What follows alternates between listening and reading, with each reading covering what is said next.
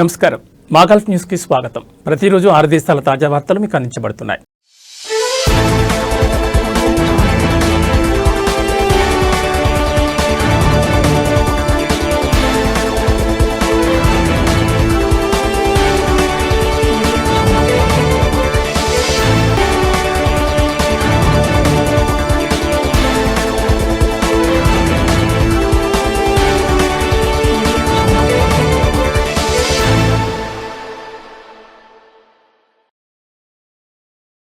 బుసైతీన్లోని Sheikh Isa bin Salman బ్రిడ్జిని road 105తో కలిపే కొత్త లింక్ బ్రిడ్జ్ త్వరలో అందుబాటులోకి రానుంది. ఈ మేరకు 2-3 రోజుల్లో ట్రయల్ రన్ నిర్వహించనున్నట్లు అధికారులు వెల్లడించారు. కొత్త సంవత్సరం మొదటి రోజు బ్రిడ్జిని అందుబాటులోకి తీసుకొచ్చేందుకు ప్రయత్నిస్తున్నట్లు ప్రకటించారు. ఇది మనము మరియు మొహారక్ మధ్య కనెక్టివిటీని బలోపేతం చేయడంతో పాటు బుసైతీన్, సయా, డైర్, సమాహిస్ మధ్య ట్రాఫిక్ సామర్థ్యాన్ని పెంచుతుందని తెలిపారు. ఈ ప్రాజెక్టులో ప్రతి దశలో 2 లేన్లుంటాయి. ఇది Sheikh Isa bin Salman bridge మరియు రోడ్ 105 మధ్య ట్రాఫిక్ సమస్యను పరిష్కరిస్తుంది. ఇది రోజువారీ ట్రాఫిక్ రద్దీని తగ్గిస్తుందని, Sheikh Isa bin Salman bridge Al Joosh road జంక్షన్పై ఒత్తిడిని తగ్గిస్తుందని అధికారులు తెలిపారు. బ్రిడ్జ్ ప్రారంభమయ్యాక మనామా నుండి దియార్ అల్ మొహరక్కు రద్దీ సమయాల్లో 20 నిమిషాల వరకు ప్రయాణ సమయం తగ్గుతుందని భావిస్తున్నారు. అంతర్గత వ్యవహారాల మంత్రిత్వ శాఖలోని జనరల్ డైరెక్టర్ ఆఫ్ ట్రాఫిక్, విద్యుత్ మరియు నీటి అథారిటీ, అనేక ప్రభుత్వ సంస్థల మధ్య సమన్వయం కారణంగా ఈ ప్రాజెక్టు రికార్డు సమయంలో పూర్తయిందని అధికార వర్గాలు తెలిపాయి.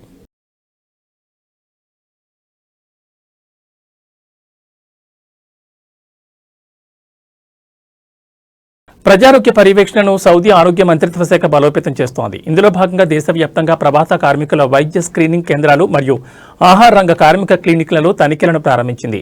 ప్రజారోగ్యాన్ని కాపాడడం ఈ తనిఖీల లక్ష్యమని మంత్రిత్వ శాఖ తెలిపింది. ఇటీవల సరైన వైద్య పరీక్షలు నిర్వహించకుండా ఆరోగ్య ధృవీకరణ పత్రాలు జారీ చేస్తున్నట్లు ఫిర్యాదులు అందినట్లు తెలిపింది. వైద్య స్క్రీనింగ్ కేంద్రాల్లో లైసెన్స్ పొందిన వైద్య సిబ్బంది ద్వారా ప్రత్యేకంగా పనిచేయాలని, అవసరమైన స్పెషాలిటీలలో కనీస సిబ్బంది ఉండాలని మంత్రిత్వ శాఖ సూచించింది. లైసెన్స్ పొందిన మరియు చెల్లుబాటు అయ్యే వైద్య పరికరాలు మరియు ఉత్పత్తులను తప్పనిసరిగా ఉపయోగించాలని, అలాగే ఆరోగ్య ప్రమాణాలకు అనుగుణంగా సెంటర్లు ఏర్పాటు ఉండాలని మంత్రిత్వ శాఖ స్పష్టం చేసింది. ఆరోగ్య చట్టాలతో సహా వర్తించే ఆరోగ్య నిబంధనలకు కట్టుబడి ఉన్నారో లేదో తనిఖీల సందర్భంగా అధికారులు గుర్తించనున్నట్లు పేర్కొన్నారు. 937 నెంబర్ ద్వారా ఏమైనా ఆరోగ్య ఉల్లంఘనలను నివేదించాలని మంత్రిత్వ శాఖ ప్రజలను కోరింది.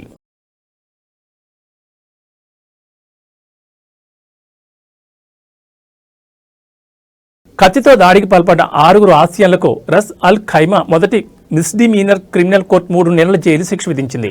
శిక్ష పూర్తయిన తర్వాత వారిని బహిష్కరించాలని ఆదేశించింది. మొదటి నిందితుడు కత్తితో బాధితుడి ఇంటిపై దాడి చేసిన తర్వాత ఈ కేసు వెలుగులోకి వచ్చింది.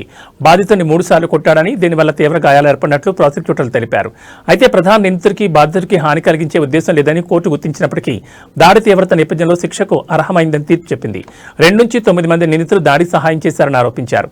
వారు మొదటి నిందితుడితో పాటు బాధితుడి నివాసానికి వెళ్లారని, దాడి సమయంలో మద్దతు అందించారని, దాడిలో బాధితుడికి శాశ్వత వైకల్యం ఏర్పడిందని కోర్టు తన తీర్పులో వెల్లడించింది. పునరుత్పాదక ఇంధన వనరులను ఉపయోగించి తీర ప్రాంతంలో సముద్రపు నీటిని మంచినీటిగా చేసే దేశంలోనే అతిపెద్ద కర్మాగారాన్ని స్థాపించనున్నారు. ఈ ప్రాజెక్టు కోసం తాజా ప్రణాళికలను ఆవిష్కరించారు. కువైట్ నీటి భద్రతా వ్యవస్థను బలోపేతం చేయడం ఈ చొరవ లక్ష్యమని అధికారిక నివేదిక వెల్లడించింది. Kadma water factory marketing of scientific innovations general manager engineer Mohammed Al Dubaisan మాట్లాడుతూ కంపెనీ నీటి ఉత్పత్తిని విస్తరించాలని యోచిస్తున్నట్టు చెప్పారు. ఈ విస్తరణ విద్యుత్ మరియు నీటి మంత్రిత్వ శాఖ సహకారంతో కేఐఎస్ఆర్ అభివృద్ధి చేసిన అధునాతన సాంకేతిక పరిజ్ఞానాలపై ఆధారపడి ఉంటుందన్నారు.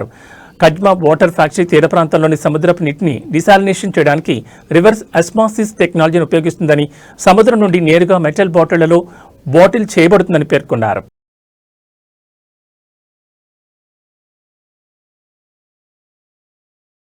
ఖతార్లో పెరుగుతున్న వాణిజ్య పరిణామాలు, విస్తరిస్తున్న ట్రాన్స్షిప్మెంట్ కార్యకలాపాలు మరియు ప్రపంచ స్థాయి పోర్ట్ మౌలిక సదుపాయాల ద్వారా ఖతార్ లాజిస్టిక్స్ రంగం ఆర్థిక వృద్ధికి కీలకంగా ఉందని ఇండస్ట్రీ నిపుణులు తెలిపారు. హమద్ పోర్ట్ దేశాన్ని ప్రముఖ ప్రాంతీయ లాజిస్టిక్స్ హబ్గా నిలబెట్టిందన్నారు. ప్రపంచ బ్యాంక్ మరియు S&P గ్లోబల్ ప్రచురించిన 2024 కంటైనర్ పోర్ట్ పెర్ఫార్మెన్స్ ఇండెక్స్ ప్రకారం హమద్ పోర్ట్ ప్రపంచవ్యాప్తంగా అత్యధిక పనితీరు కనబర్చిన ఓడరేవుల్లో ఒకటిగా ఉంది. ఈ పోర్ట్ ప్రపంచ వాణిజ్యానికి ఖతార్ ప్రధాన ద్వారంగా నిలిచింది. సోషల్ మీడియాలో ఇటీవల పోస్ట్ చేసిన మానిక్ ఖతార్ జనవరి మరియు నవంబర్ 2025 మధ్య నిర్వహించబడిన మొత్తం వాల్యూమ్లలో దాదాపు 50% ట్రాన్స్షిప్మెంట్లో వేగవంతమైన వృద్ధి చెందిందని, ఇది ప్రాంతీయ పునఃపంపిణీ కేంద్రంగా హమాద్ పోర్ట్ విస్తరిస్తున్న ప్రాముఖ్యతను తెలియజేస్తుందని అన్నారు. ట్రాన్స్షిప్మెంట్లో వేగవంతమైన వృద్ధితో మొత్తం వాల్యూమ్లలో దాదాపు సగం వాటాను కలిగి ఉంది. రవాణా మంత్రిత్వ శాఖ ఒక వ్యూహాత్మక ప్రణాళికకు అనుగుణంగా వాణిజ్య మరియు లాజిస్టిక్లకు కీలకమైన ప్రాంతీయ కేంద్రంగా ఖతార్ హోదాను పోర్ట్ పటిష్టం చేస్తోందని మానీ ఖతార్ దాని ఎక్స్ ప్లాట్ఫామ్లో చేసిన పోస్టులో తెలిపింది. హమాద్ పోర్ట్ ప్రధానంగా జాతీయ గేట్వే నుండి ప్రాంతీయ లాజిస్టిక్స్ ప్లాట్ఫామ్కు మారిపోయిందని లాజిస్టిక్స్ విశ్లేషకుడు ఉవైస్ రెహమాన్ అన్నారు.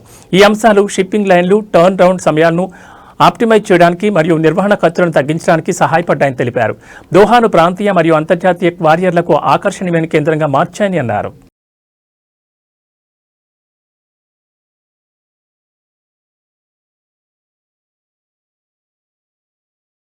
అల్ ధకిలియా గవర్నరేట్లోని ఇస్కి విలాయత్లో ఒక కంపెనీలో ప్రవాస కార్మికులను నియంత్రించడానికి ప్రత్యేక భద్రతా చర్యలు చేపట్టినట్లు అల్ ధకిలియా గవర్నరేట్ పోలీస్ కమాండ్ తెలిపింది.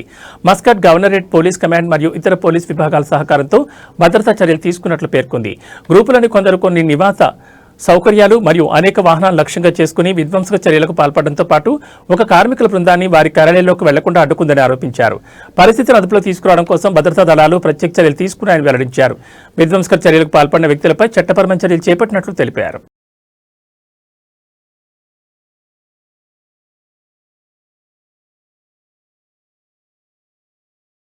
ఇవి మా గల్ఫ్ న్యూస్ విశేషాలు. మరో బులెటిన్లో మళ్ళీ కలుసుకుందాం. నమస్కారం.